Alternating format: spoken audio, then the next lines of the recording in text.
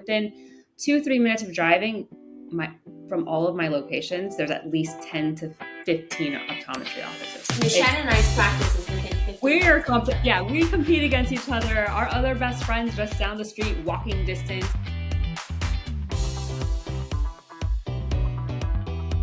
Hello, everyone, and welcome to Ryan Reflects. My name is Dr. Ryan Corte, and today I have two incredible guests to dive into a conversation that I'm excited about. These ladies are inspirational and very active in our professions. We have Faten Edris and we have Shannon Joseph, both doctors of optometry. Welcome to the show, ladies. How you guys doing?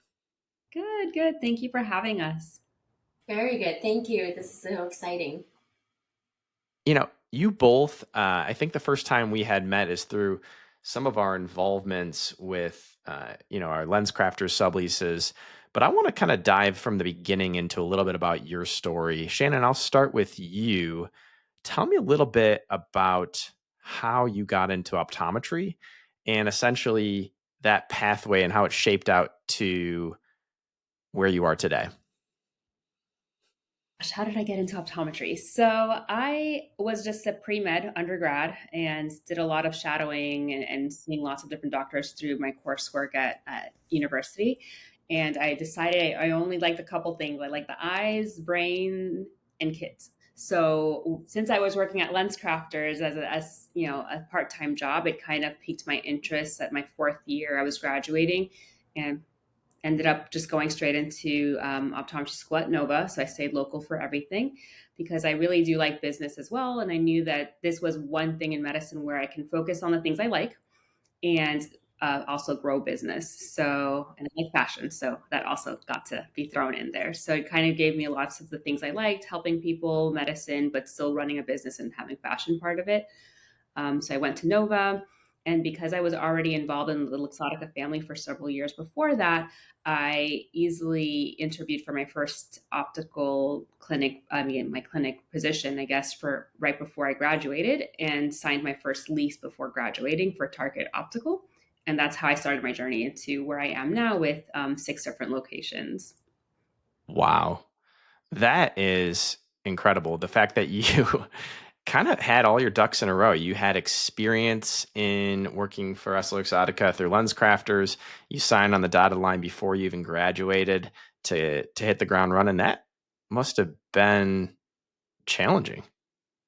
It was nerve-wracking for sure because you're just coming straight out of school, so we all are like, what do we do, what's insurance, what is my first time seeing a retinal detachment on my own, things like that, like where there's so much things going on when you first graduate, when we're not ready to be doctors fully yet. And then I had to do that at the same time as like printing business cards and figuring out like a payment system and all this stuff as well. One thing that was nice though is instead of just opening a private practice cold on the street, when you enter in some sort of corporate manner like I did with Luxottica, it's already kind of there, and then you're not just like let out to drown, right? So obviously they need you to succeed for them to do well, and the system was pretty much simple and in place in the beginning, so I didn't feel too overwhelmed. I kind of got to learn how to be a doctor right away and be on my own right away pretty fast, but it wasn't completely drowning on my own. So it wasn't too difficult. It's just we grow. I'm still learning. It's 7-8 years later, and I'm still learning things that I still don't know what to do or how to do, but everything comes easily with time, and you just have to make that effort to learn and grow. And coming straight out of school, again, it was a nerve-wracking thing to just start a business right away, but in the modality I did, it wasn't as difficult or as scary as opening cold on the street somewhere.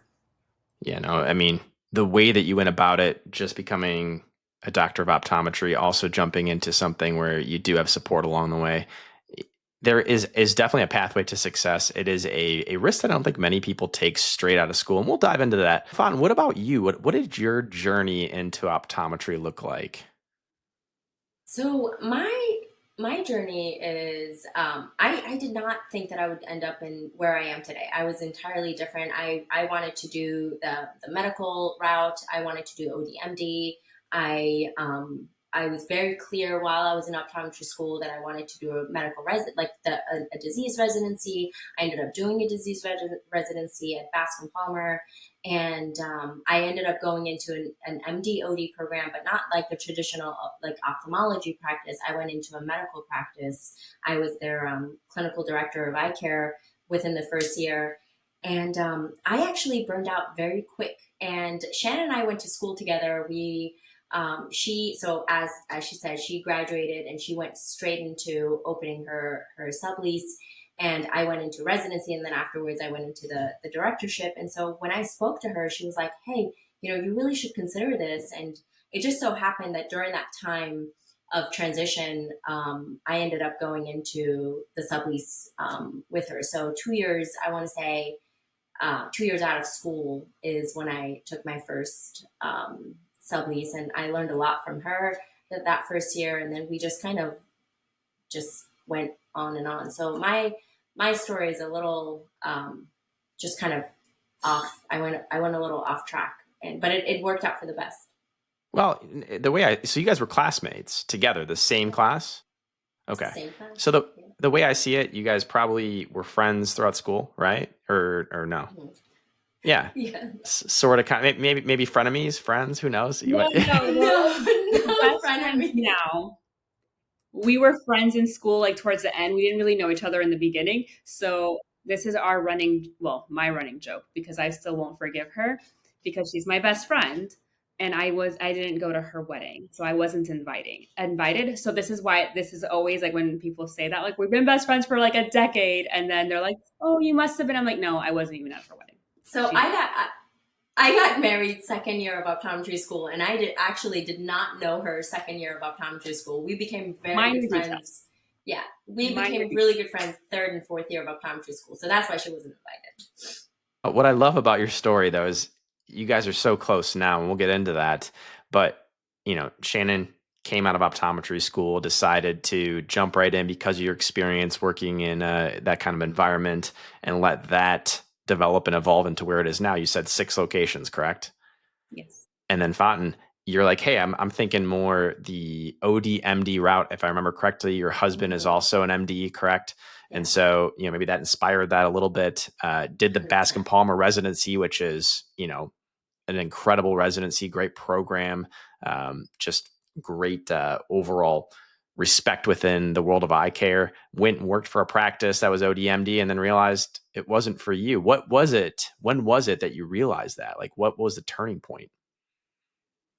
I think the turning point, and mind you, when I went into the ODMD practice, I had the highest role in that practice. So I was actually at the time the director of eye care. So I set out, I built their eye care department from inception, from design, from architect, from, creating a lab and creating, everything, just the build out, architecture, all the protocols and all of that within the MD organization. So this was actually an HMO, MSO program that I did. And I did have the highest role in the company. And I thought to myself at that point, something wasn't fulfilling me. So even though I was creating and I was treating, I realized that treatment of disease, even though I think it's a beautiful, beautiful course, and I think we all treat disease in our day-to-day practice, I was more interested in the creation of practice rather than the daily treatment of practice. So I wanted to be out and above to create a practice. And that's what I felt more fulfilled as I was doing it, rather than being every single day in clinic and every single day in the treatment of things. So when Shannon kind of brought up the opportunity, I was like, wait, I get to create this whole thing all over again, all on my terms. I had to jump on it. So. Yeah, I mean, and you did the residency with so much disease. I mean, one of the things that I know about Bascom Palmer is it's like a eye disease playground. I mean, it literally is like Disney World for eye disease, is what it's been described to me as before. All the zebras that we read about. Yes. And so she's who I asked all the questions to when I was out of school, being nervous that I'm a doctor that opened a practice and I'm looking at someone's eyes. I was sending her pictures all day, like, okay, well, what is this? And then so she was teaching me while I was in clinic, because she saw it all and she knew it. Yeah. Well, Faten, and honestly, Yeah, You go ahead. well, you had reference though that you guys were having a conversation when you kind of had that tipping point of this is just not for me. I want Mhm. to explore something different. What did that conversation look like? Oh, geez. So, for me, this was a purely medical, and I don't really want to get too much into this, but basically with a lot of, and this is an insurance talk, really. There is the HMOs and the MSOs, and we're talking, this is broad scale medical issue that we're facing nationally. Is I was essentially the gatekeeper of these patients when it came to their receiving care, the type of medications, and that was a really weird feeling for me to have, to determine if that patient warranted a referral, or if that patient, um, if it did warrant a referral, at what point. And so all the things that we hear, the prior authorizations, the referrals, I graduated from Bascom Palmer, so I was very much close to Bascom Palmer, and I wanted to send patients to Bascom to get their care, and also to other doctors. But being in the system was that the red tape of, like, you can't refer, or you can't refer here, or you need a prior authorization for this, or this referral was denied for this. And it just became it weighed on me, because He I was was not Yeah. seeing sleeping it. some nights. Yeah, I I remember. was not sleeping. There were nights where I would wake up in the middle of the night, and I thought to myself, this patient needs this care, and I can't do it, and I'm the highest level of this organization, and my hands are tied. So I didn't want to be part of that chain, and I wanted to be part of that. I didn't want to be a gatekeeper anymore. I wanted to Yeah. be the primary I care. think another part of like that conversation we had, obviously, like I mean, I remember her not sleeping and things. That was tough. But another part of the conversation when it came to what I did or what I was doing that was different is even myself in school, I did not think I would end up in corporate optometry. That was not my goal. My goal was to help in a private practice, things like that, because we're taught in school too. Even though I worked in lens crafters, but we're given all this and do this and be your own and all this stuff. So I thought that's the direction I would go into. But being in it after 2 years and seeing that we are private practices within the court, these are our partners, and there's rules that we have to play by, of course, but are we still able to treat what we want, how we want, price what we do? Like, do we have that autonomy? Because that was important to me. Like, I wouldn't have stayed in anything if I didn't have that, because that's not why we went to school for so long. And that's not the part of business that I liked. Right. So I think also having that discussion with her when she came out, like how you can run a business and it is yours, and no one's stopping you from treating disease and having OCTs or retina cameras or visual fields. Like, we are allowed to do specialty lenses if we want, whatever minus vision therapy, obviously, probably just because of space. You are allowed to do dry eye, things like that. So a lot of that misconception that a lot of the students we deal with and talk to have, we have to deal with ourselves. Like, we had to get through that. Okay, is that misconception true or not? And then we found out it's not, and we can grow within it. But it's part of the same thing when we go speak to the students every year, that we're like, hey, this is actually what corporate optometry can look like. This is how you can build having several locations, or just having one location and do what you want in it, and take away those misconceptions from school or teachers saying, oh no, you'll have to send out every red eye. You don't dilate. You don't. I'm like, where is that? That's not us. So, Well, um, Shannon, I love that you said that. I think that that's really critical. This is a pro optometry podcast. I think as long as you're taking care of the eye health and vision care needs of the public, optometrists can practice in many different modalities. They can make a living in many different ways. And so during school, same thing. I thought I was coming out, I was going to be a private practice owner, and had drawn up a business plan for it during school, and was researching all sorts of areas and ways to do it, whether I was going to buy in, open, cold. But, I kind of stumbled upon a sublease partnership with EssilorLuxottica. I have 4 LensCrafters sublease locations in partnership. And the reality is, as you referenced, it's like having a private practice within an adjacent space next to a corporate partner that does support you. Yeah, just like any way that you practice across the United States, you still have red tape. You still have things that rules you have to follow, whether it's regulatory rules from like the board within the state that you practice, or whether it's rules with the contract, or whether it's rules with insurance companies. We all have these rules. But I love that you guys are talking to students about different career paths within optometry. Tell me a little bit about that. What does that look like for you? And either of you can jump in. So going into for schools, for instance, this was right after graduating, maybe for my first year, basically. We're very close to Nova, just geography wise, and obviously with the teachers and everything since we went there. So we do go to a lot of their functions, and there is a class that they have every semester for like the fourth year students, third and fourth year students, where they bring in different type of optometrists and modalities and let them talk. So during that time, especially because we have, you know, their undivided attention. There's a panel of us. We openly answer questions, but we explain our experiences from the beginning to where we are now. And that's the time. And that's been such a big thing because we've gotten so many doctors from these talks. Like a lot of students that are graduating were like, I would never have come work for you or with you or in this field if you had not come here. And I was one of those students because even me, I actually spoke to the target doctor before I graduated, before I had my interview, and said, like, look, is this too much for me to take on? Da, da, da. So it's such a great learning experience to have doctors after, in the field for several years come back to and actually care to speak to the students. And it's a really nice avenue that the teacher's not restricting the fact that we're telling the truth.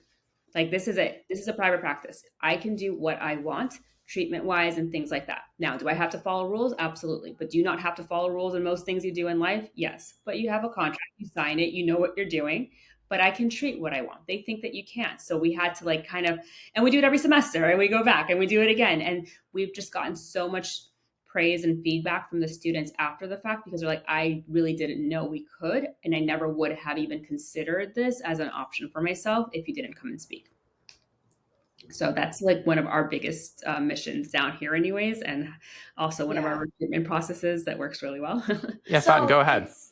The school thing was Shannon was doing it. And we decided to kind of start getting a little bit more involved with schools because we weren't taught this, and this is not what's taught in the schools for most schools. And so when we started to do beyond the school, when we started to talk about some of this stuff on our social medias and seeing that other schools and other students from different parts of the US are reaching out to us saying, oh my God, thank you for sharing your experience. We never knew. It's because you said it.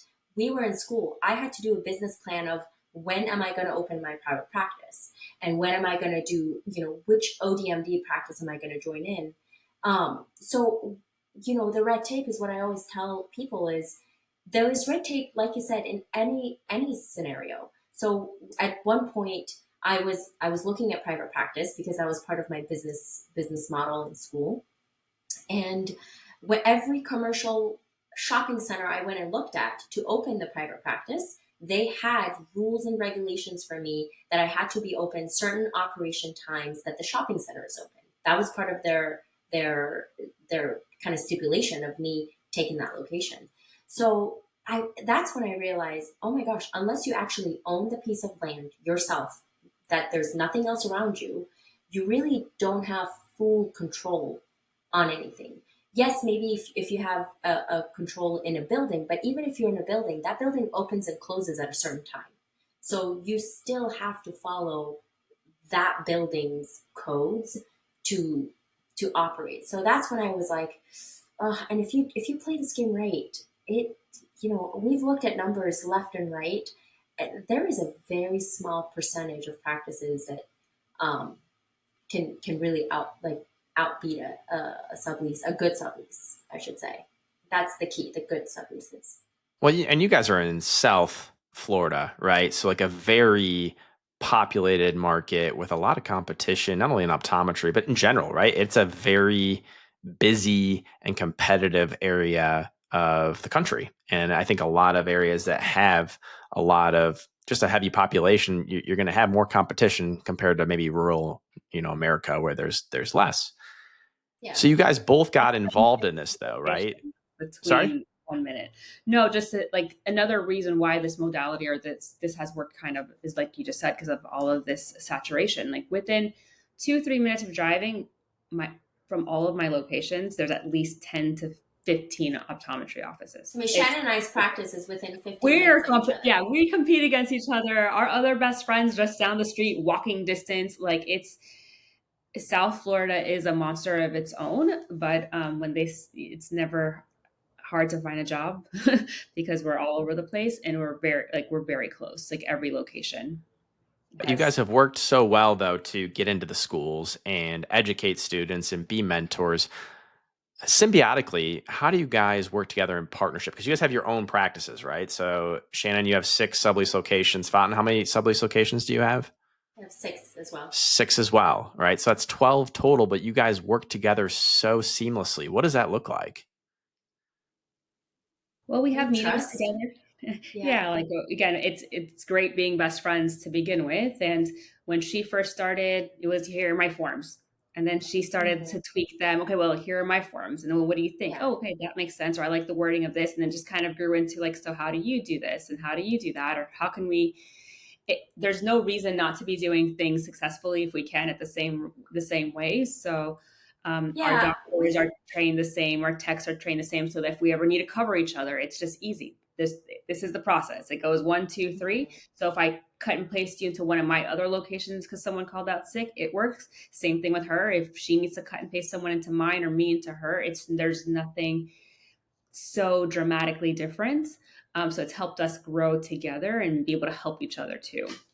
Yeah, I think for us is because we're, you know, Shannon and I, anyone can say we are total opposites, but at the same time, it seems like we're part of the same fabric, right? So, like, she could be the corner of the fabric and I'm the center of the cap fabric, or vice versa. So, we are polar opposites, but at the same time, I think we both believe in the same mission and we both have trust in each other in a way that I trust that if I'm being crazy, she's going to calm me down and vice versa, right? If she's being crazy, I calm her down. So, we kind of match each other. And I think that's very rare to find in any partnership, especially amongst friends. So I'm the first that says, don't ever go into a partnership with a friend.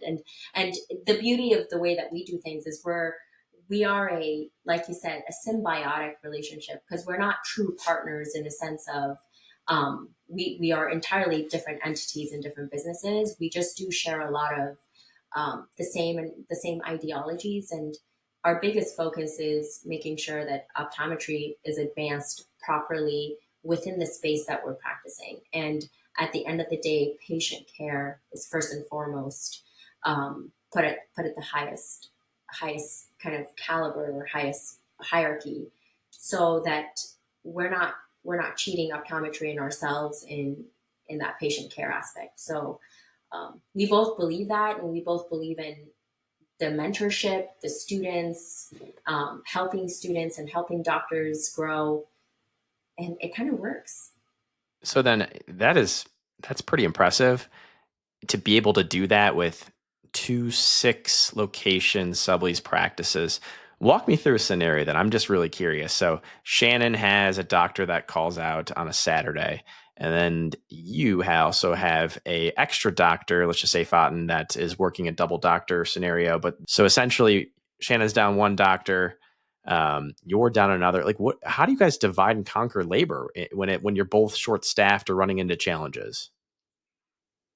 I mean, we do the best we can. Our schedules are made a month in advance at minimum. And then, of course, emergencies happen. Like, if it's not an emergency, it's already planned for. We don't have, we stress out. She's already planning 3 months, 4 months from now, maternity leave for her dog. Like, we're planning like months in advance, but we can't control emergencies. If anything happens, we do have to tweak and move someone to another location, or maybe there won't be a tech. Let's say a tech calls out, so we cancel the tech. Then we just have to change the schedule to 2 an hour, so the doctor pre-test. Like, we'll make adjustments that way, or we'll jump in if we're not working that day. Of course, like on the weekends, try to be a little bit more available because those are the days that people usually are sick more so than Yeah. others, so that we can just go ahead and jump in for each other as well. So we do try really hard to always have like an extra body available and not like work the same days. If I work Monday, Tuesday, you work Wednesday, Friday, so we Hmm. can, if you're going to take a vacation, then I'm going to take it the next week. Yeah. That way we can make sure to at And least cover each other. that is so Shannon and I, to get, so she has 6, I have 6, and then we have our other really, really good friends. So together, I think we're like a web of, I want to say, about 15 practices. So that we kind of all work together. And like she said, so I've completely pulled myself out of clinic. I only work certain days here and there. And so I'm always that body that if somebody calls out, we go in. Shannon's done an incredible job of pulling herself out significantly as well. And so we kind of act as that extra body that in the event that we do need to kind of plug in, we plug ourselves in. So it's worked over the last, I want to say 3 years. It actually started when I went on maternity myself 4 years ago. So these girls really kicked in, and I was on bed rest the entire pregnancy, So the entire 7 months I was on bed rest, and these girls kicked in. So, and I think that's when we kind of realized, whoa, there's some value in this. And so we started to kind of build our businesses around that a little bit. Yeah, that sounds like you guys divide and conquer very, very well. And it almost sounds like at times you're selfless, right? And you've also found a way to be strategic by pulling yourself out and managing the practice. And if and when challenges arise, because they do, right? People call out, you lose doctors, you lose staff. You're there to pick up the pieces, to work together symbiotically. And maybe at one point, Faten has a couple extra techs she can share and vice versa, or doctor coverage for Shannon. And that's incredible. I mean, you guys should really be proud of yourself that you're able to do that. And I advocate for you guys to continue to do that for as long as you possibly can. Thank you for listening to part 1 of my conversation with these wonderful optometrists. Stay tuned for part 2 of our conversation, where we discuss managing multiple sublease locations, navigating challenges in optometry, and their advice for aspiring optometrists.